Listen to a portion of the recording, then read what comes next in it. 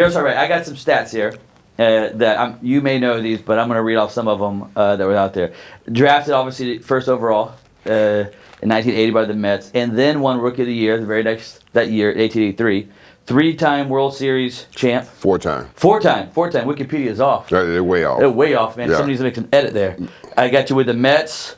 And 3 with the Yankees. And 3 with the Yankees. All right, shows 2 with the Yankees. 335 career home runs, 8 all-time All-Star, 2-time Silver Slugger Award. And then you're one of the only 3 major leaguers to ever play for Yankees, Mets, Dodgers, and Giants. Like the classics. The classics. Classic New York teams, right? So here's my question, though. This is what everybody, including Wikipedia, this is what everybody kind of knows about Darryl. It's what all the fans see, right? The fans see the home runs, the beautiful left-handed swing, and so forth. But on this show, man, we talk about I Am Me. I like to talk about not what you did in baseball or sports, but who you are as a person. Who is Darryl Strawberry that maybe the fans and myself, we don't get to see this other side of you. So let me ask you some questions here, okay? Okay. You can shoot where you want to go to, but let me ask you this. When I say to Darryl Strawberry, when I say the word father, what's the first word you think of? Loving. Loving. Yes. Loving. Tell me why. Well, because I didn't have a father in my life. Okay. So the rejection of my father turned me into a loving father when I became a father. I realized that I didn't want my kids to experience what I experienced growing up as a kid, being rejected. Yeah. So I went the opposite way. Wow. You know, my father put his hands on me, and I never put my hands on my kids because it left me with scars. Yeah, yeah. So I didn't want my kids to be scarred with that. Wow. So I looked at that from when I was young, when I was 13, 14 years old, going through that whole process. And I used to think to myself when I sat in the room and I would cry, I would think of the fact that I would never do that. Beat my kids because it's going to leave them with a lot of pain. Yeah. And I didn't want them to experience the pain that I experienced. So I became very loving and tender to my kids. I nurtured them, you know, through the fact that I wanted them not to be spoiled because of the fact that they lived a different life. They didn't live a life like I did growing up. They lived a private life and went to private school. I didn't go to private school. I went to normal school. You know? Yeah. And so their life was, you know, away from a lot of the things, what it was like for me growing up here in California, in the inner city and in the hood, you know, I would say. They didn't grow up in that, so I wanted them to have something different. Is that one of those things that you're very proud of what you're able to give to your children? Meaning getting them out of the inner city, getting them out. Is that something you look back and you're very proud of that? Well, I was proud of it that I was able to do that for my mother. Oh, okay. Okay. But for my kids, I was proud of being their dad more than anything. Not just an athlete, you know, not just a baseball player, because, you know, people were like, don't you know who your dad is? I said, yeah, like, he's just my dad. Yeah, he's dad. You know? And they said, no, he was just a great guy, great athlete, you know, and he had a lot of troubles. And my daughters would be like, no, my dad's a preacher. So it's something different that my kids have been able to see about me than just putting on a uniform and playing baseball. Let me ask you this, if you don't mind sharing some of this. You know, I fortunate as all get out, grew up in an extremely loving household. My parents are still married to this day, extremely blessed. But maybe if there were some young people today or in the future watching this or listening to this on a podcast and they were kind of going through some of the stuff that you had to go through as a young man, what would you tell them right now of how to overcome, how to prosper through this? Well, I would tell them, don't quit, don't give up. You know, the process of life is long. Yeah. It's a long journey, you know, and I think a lot of times we think because we achieve things, you know, it's going to all go well. Yeah. That's not the case. Yeah. You know, I think most athletes, a lot of them never talk about it, but most of them grow up with broken, dysfunctional homes and situations, and they make it and they get out, and they never really go back and examine, you know, what it was really like, because they don't want people to think they had struggles. You know, we all got struggles, you know. Everybody, even growing up in, you know, the suburbs, you know, we all going to have some type of struggles, you know. So I would just encourage the kids today, you know, don't quit, don't give up, because you never know the end of your journey. See, most give up and quit before the journey is, you know, finished. You know, and if you don't give up before the journey is finished, you never know what is going to take place in your life. Right. You know, and it's not the fame and the fortune that I had, you know. It's the lifestyle that I was able to endure because I didn't quit and didn't give up, and it became a better lifestyle. Yeah. You know, it became totally different than I could ever imagine because I didn't give up. You know, and that's what I would encourage people about. You know, I think we get consumed with fame. Okay. Instead of stability. Oh, that's a good word, stability. Yeah. That's a good word right there.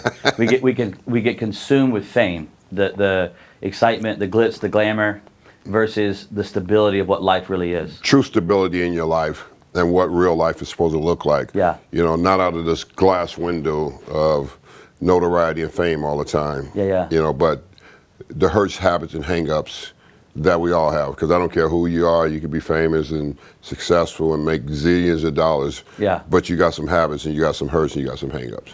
You know.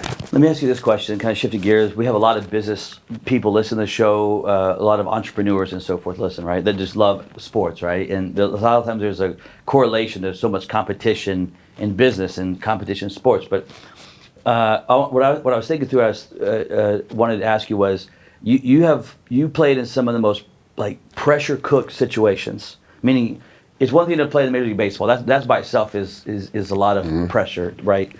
But then you played for the Mets, the Yankees, the Giants, and the Dodgers, right? Right. And those are all, in their own perspective, a different beast, even outside of baseball, right? But then you're also drafted number one. When you're drafted number one in any sport, when you're drafted number one, there's some pressure. I mean, I know you were drafted number one in baseball. A lot of times at recess, I was drafted number one for kickball. So we have the same, you know what I mean? We're the same, know, basically, right? Same kind of pressure. Yeah, same. But, you know, it's funny because there were so much expectations put on you. So much things that were, that you didn't ask for those things, but being number one draft pick, there's expectations, right? You went on then to deliver on those expectations. You won Rookie of the Year. Talk to us like the business owners, if you will, for a second about how did you deal with such pressure being put on you? How do you get through that, then overcome it on the other side? Well, I think when you grow up in Southern California and South Central, it's already pressure. Yeah, there's a lot of pressure. It's pressure to overcome. Okay. So you learn how to overcome and make the decisions. Do you want to be in the gangs, or do you want to play sports? Okay. So I made a choice. You know, I started off in the gangs. Okay. And I was in trouble early. How old do you remember? 14, 15. 14 is when you got in. Yeah, okay. I was in a lot of trouble, troubles, fighting and doing things like that, and got into a lot of the wrong things. And then I realized that, I didn't really want to be like this because my mother was different. Okay. She was a very sweet lady, and she was raising 5 kids by herself. Wow. So I had a lot of respect for that because I couldn't actually come in the house with a hat on. Oh, she wouldn't let you wear a hat in the house. She'd be like, she'd look at you like, you better take that hat off or I'm going to knock it off. Wow. And she was a little She had the honey and the stick. Yeah, she was a little petite lady, but she raised 5 of us and she raised us right. My mother raised me right. So how many boys and girls, just so people know? Brothers, sisters? I got 2 brothers and I got 2 sisters and I'm a middle child. Okay, so it's 5 total. 5 of us. She raised 5 of us. And you were in the middle. She raised 5 of us by herself, so I knew right from wrong. Yeah. But I truly made a decision personally to live a heathen lifestyle. Right. Because of, like you said, playing under the pressures, the expectations. So what does that bring? That brings a lot of loneliness. People, because you can excel at the highest level and be great, with your ability to be on the field and do the things that I was doing on the field because of the fact that my father said I would never amount to anything. Yeah. So I wanted to prove him wrong. Yeah. That I would amount to something. Right. And I became this great baseball player, but at the same time, I was always like, who am I? At the end of the day, after I get to this place to achieve this notoriety, this stardom, being on the cover of Sports Illustrated 7 times and all these things, saying to myself, to my father, when I'm hitting grand slams and winning ball games, I'm saying to myself, I'm somebody for these people, but truly when I walk back into that dugout and go down to that tunnel, who am I? And I take that uniform off, who am I? Yeah. I question that. I always question myself in that. So the expectations was something that I was good at, thriving in. Yeah. I love the fact that people would boo me because it would say, at least they know I'm in the ballpark. I like that one. And then I would like play, and then they would turn to cheers, after you hit home runs, stuff like that. Then they want you to come out for a curtain call. Now I wouldn't come out for a curtain call. Yeah. And I would go down to the bottom of the steps in the dugout and smoke a cigarette. So I had this I had this crazy personality when I was when I was a player. Yeah. But I always loved the pressure. Okay. Expectations are good if you're good. Yeah. If you're not good, then it's a different story. Mm-hmm. So I looked at the expectations that were always on me. They were good because they would let me know when I sucked. Yeah. That means it's kind of a meter or a gauge stick, if you will. It means that you're better than what you're playing. Sure. So I always, like I said, was thriving in that. Do you think that's what attracted you to those? I mean, at some point in your career, you could have pretty much, if you'd have said, you could have went to any team out there that that you could have went to. Anybody would have traded for you, or at the point. But you chose the pressure cookers and signed with them. Do you think that was part of it? That subconsciously you wanted that pressure? I wanted to play under the lights where I could be the best. Yeah. You wanted the measure. I wasn't afraid of playing in L.A. I wasn't afraid of playing in New York for the Mets and the Yankees, and even going to San Francisco. I wasn't afraid of the fact that the big market cities are going to draw a lot of attention because you're going to draw. You're going to draw a lot of media. Yeah, right. So whatever it may be, can you handle it? Yeah. You talk about a boy that comes from Crenshaw High, local here and everything. The expectations in high school were great because our coaches, our basketball coaches, Willie West and Joe Weekly, I remember they built something inside of us to become winners.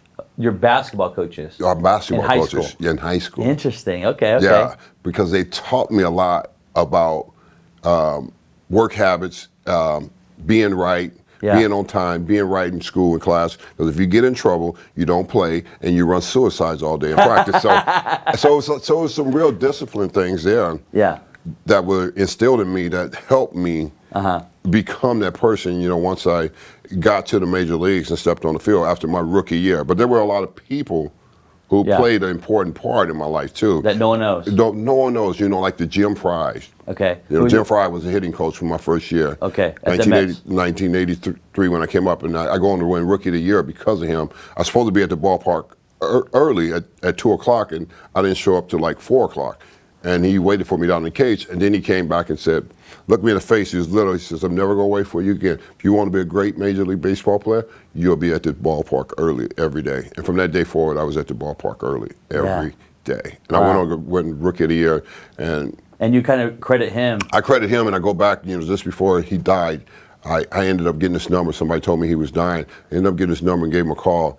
And I said, I just need to thank you. Wow. I need to tell you. How many years had passed then? That was 30 years. 30 years. Something like that. It's amazing how much people can make a difference in someone's life. And sometimes they didn't even know they did it. Yeah, but I knew that. Yeah, you knew you did. I knew, just like I talk about, Willie West and Joe Weekly. Yeah. And then I go on to talk about Bill Robinson, who came to be the hitting coach for the Mets, that will lead me into this player that would never turn back, that would be great on the field. Yeah. Because he taught me how to focus and taught me how to understand me, and if you don't understand you'll never understand how good you really can be until somebody really actually show you that. And Bill Robinson and Davey Johnson was those people in my life to be able to push me this way.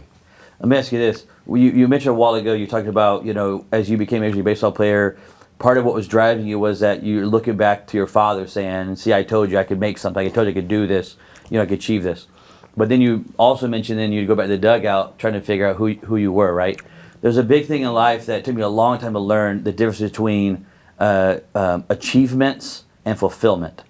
And they're not necessarily the same thing. Different. They're totally different. So many, especially athletes, business people, A-type personalities, we chase achievements. We want this, we want the house, the car, whatever it is. And then every time we get it, all that happens is we're only happy for a minute.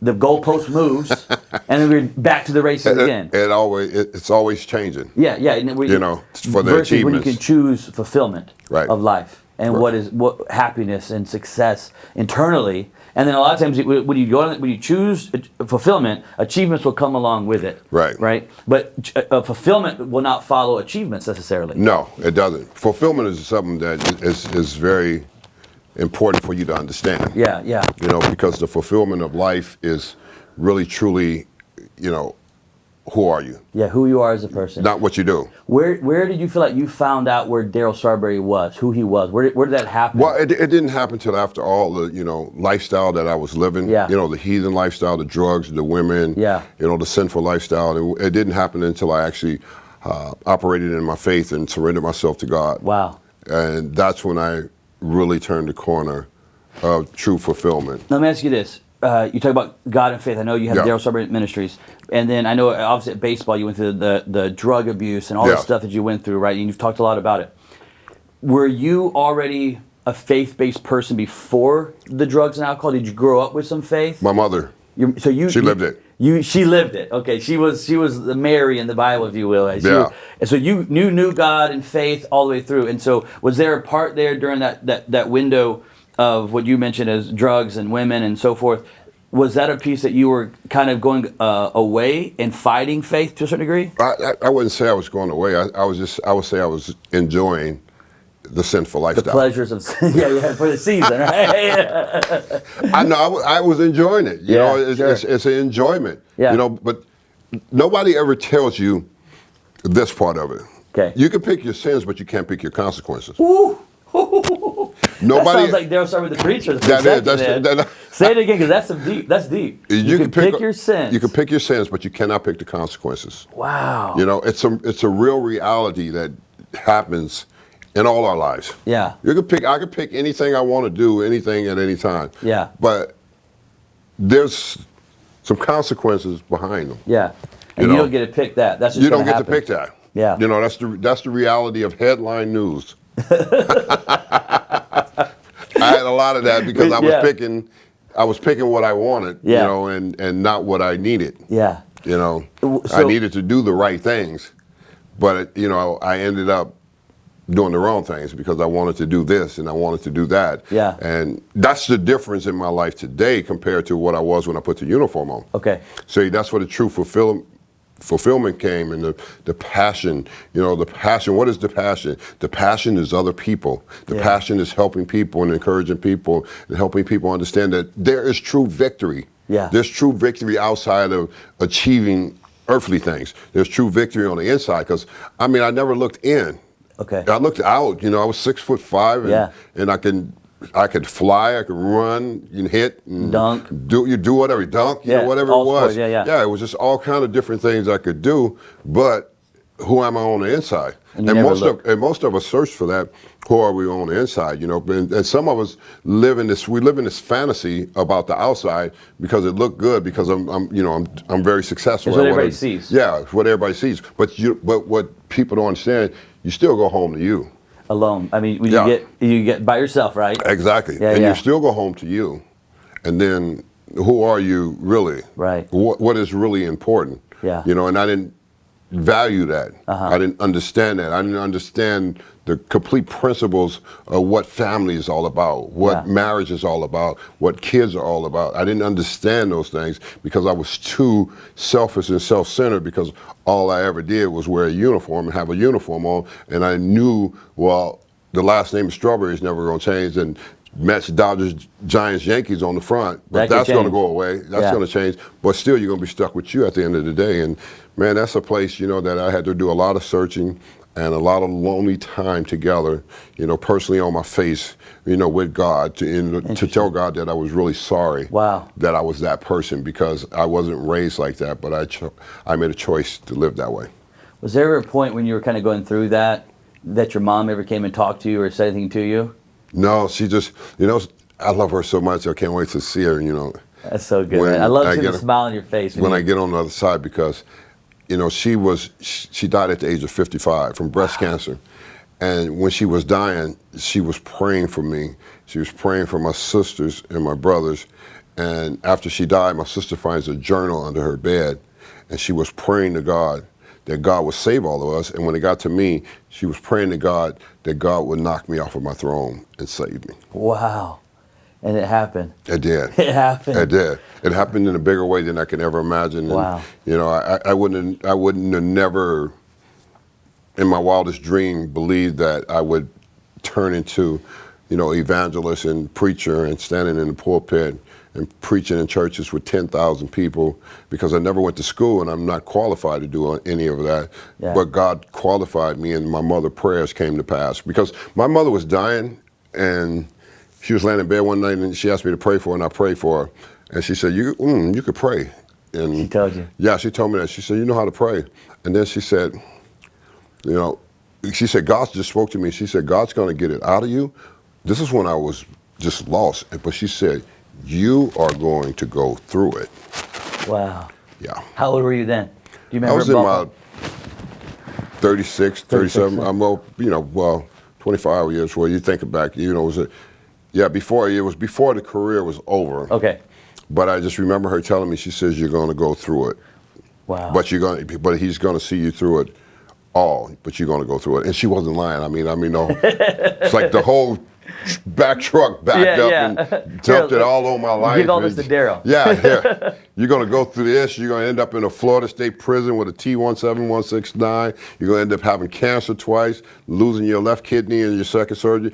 Just so many things, and she was right. You're going to go through it. But here it is, sitting here today and understanding that I had to go through to get to where he wanted to get me. Yeah. It was a whole different place. Right. That I didn't even know about. And I'm grateful for it, because that's what brings the passion for others.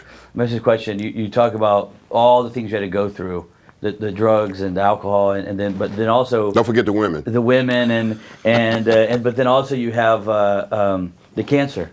Went through cancer. Was there ever a point that you looked back and thought to yourself, man, what was it part of the consequences? You feel like the cancer, and was it tied to this? Did you ever tie those two together, or you look at those as two separate things? I look at it all as, or just your journey. I just look at it as the whole journey. Yeah, it was the whole journey that I needed to go on. Yeah. For him, for his purpose and plan, because it wasn't just about the things were happening. I was broke. I was $3 million in debt. I didn't have a driver's license. And I was smoking crack, and I was shooting dope. And God sends this woman in my life, which is my wife today, Tracy. And she would eventually lead me back to church. After banging on doors in dope houses in South Florida over 20-something years ago, and pulling me out of dope houses. Wow. And saying that God has a plan for your life. I goes, oh my God. I said, she sounds just like my mother. So I had to experience all that. Yeah. And I had to go through this journey, with nothing. Right. Because I said, I had to get to a place where I was on my knees with God, and I goes, okay, go ahead, strip me. And he stripped me from everything. Yeah. And I had to sit through this whole process and see what people don't realize and understand. I had to sit for 7 years. Yeah. Patient. I had to sit for 7 years to be developed. Yeah. And what he wanted me to be and everything. Yeah. So it was all a process. Wow. And I think sometimes we don't never want to go through the process. Yeah, we don't have we want the destination. Yeah, we want it now. Yeah. We want the quick fix now. Tell me what it is. Let me live this like I lived the celebrity lifestyle. I lived behind community gates. I lived in the homes and everything. Yeah. But it still was never any satisfaction. All achievements. Yeah, it was just all the achievements. I didn't get to fulfillment until I actually got into purpose. What would you tell a young man or a young woman right now that is down that road of that you had went down in the past of drugs and abuse and alcohol and so forth? What would you tell them right now? Well, it's just like telling my kids. Honesty is the most important thing. Honesty. Okay. Yeah. And I think that's what it was for my kids, being able to sit down with them and tell them this is who your dad is. And I'm talking about the fact of what I used to be. Yeah. And being able to to be truly honest with them and tell them that this is what happened. Yeah. And the reasons why it happened. And I think that's what we don't explain to kids. I think we explain to kids, oh, you can be successful, you can achieve all these things, but they don't understand there's a price that comes with fame. Yeah. Nobody understands that going into that. Right. So you have to make sure you make them aware of that fact that there's a price to be paid if you're going to be famous, because there's going to be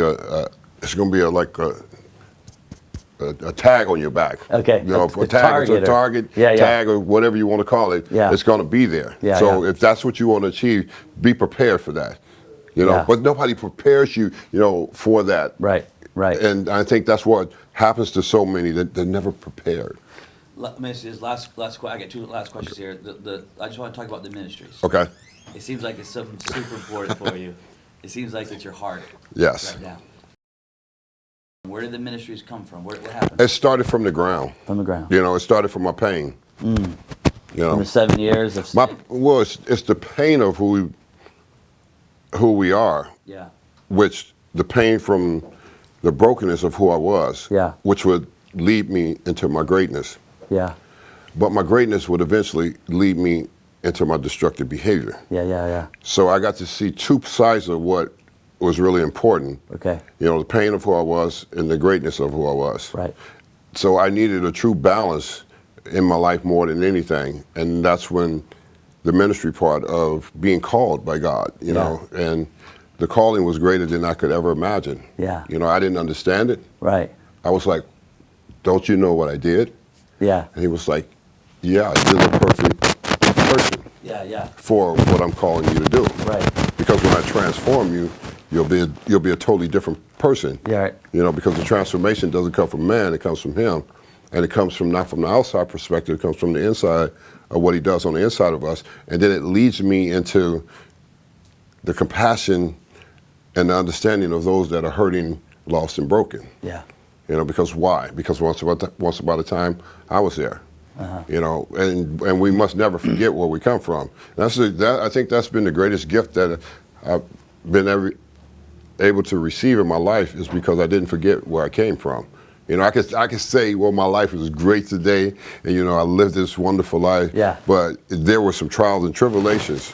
Those that never share their trials and tribulations and just sweep them under the bus, you remain the same person. Yeah. But those that, you know, get up and share about, you know, what happens in life that is real, you have a message, you know. See, God takes the mess of who you are and he turns it into a message that's a good for his good. I thought that was going to go. That's another good one, man.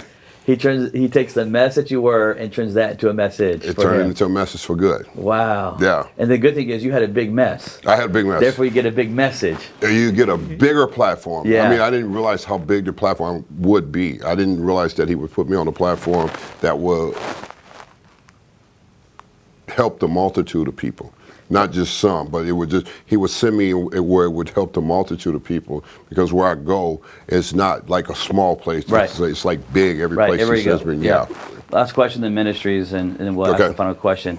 What would you want to tell people about your ministries that maybe they don't know, or would you like to tell those who are listening or watching about God right now that maybe they haven't heard the message of God? What do you want to tell them? Well, I think, you know, people get lost. A lot of times people get spooky when you talk about God and stuff and Christ, and, you know, and it's just faith. You know, it's just faith, operating in faith and living out a life that I live here, but I'm not from here. Yeah. Okay, so I understand that I'm passing through here.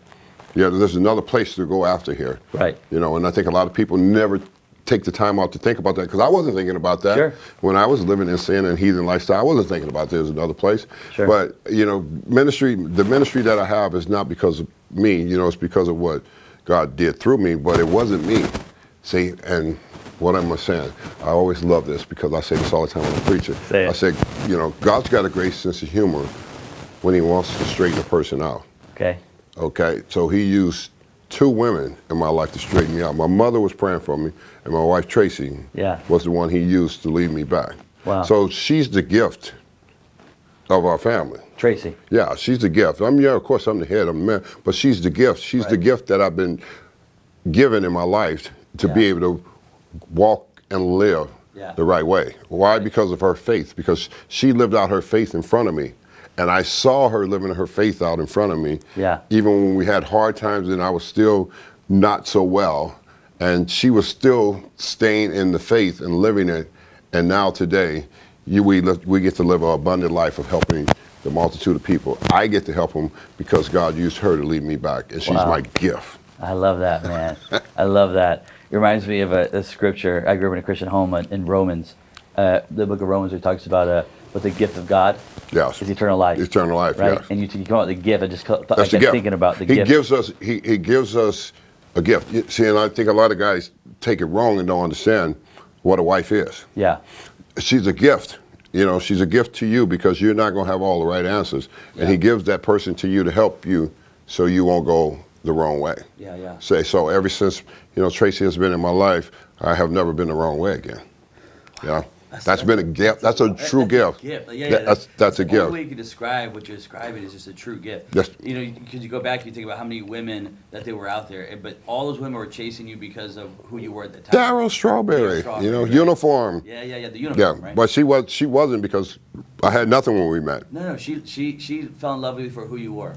She saw the potential that was deep inside of me before I even knew it. It's almost like she fell in love with the real Darryl Strawberry. Right. That even you had not even discovered yet. She could see it. She could see it. I had not discovered. She could see it under all the drug use and everything that I was doing and running and living. And she saw that, this man is just so kind. He has such a good heart. And I know God loves him. Yeah. And I just need to help him. Let me get this last question. We do the I and me. Okay. And on the I and me, again, we just talk about who you are as the person. And I always end every interview with asking, with one word here. When life is all said and done, which you've talked a little bit about, what is one word that you would want people to remember Darryl Strawberry as? Your fans, your followers. What would be one word? One word? One word. Man. Man. Mm-hmm. Man. You got that marker? Yeah, you see. Okay, so I've asked a lot of athletes, and I get all kinds of answers. Okay. This is the first time I got this one, which I love this answer. My name is Andrew, which the translations for manly. Manly, yes. So you said, I am me. Remember Darryl Strawberry as man. Yeah. Okay, tell me why. Because we're all created. Okay. But do we ever find the creation for us? Okay. To do what we were created to do. Yeah. Because we're all created for something. Purpose. Yeah. And I think a lot of times, a lot of us don't. We think because, especially athletes, we think because we've been successful and I was created to, have all this fame and, be in the Hall of Fame. And I probably could have made the Hall of Fame had not, things went a different way. Sure. But putting on the uniform does not make you a man. Yeah. What made me a man is when I met Jesus. Oh, wow. And I came to the cross. Yeah. And I kneeled to the cross. Humbled. And submitted myself. Yeah. And a man that walks with humility will always be exalted in front of everybody else. Wow. That's what that means. Going deep, man. Going deep, not just in baseball, but in life now. That was deep, man. Yeah. I appreciate that. That's a good answer, man.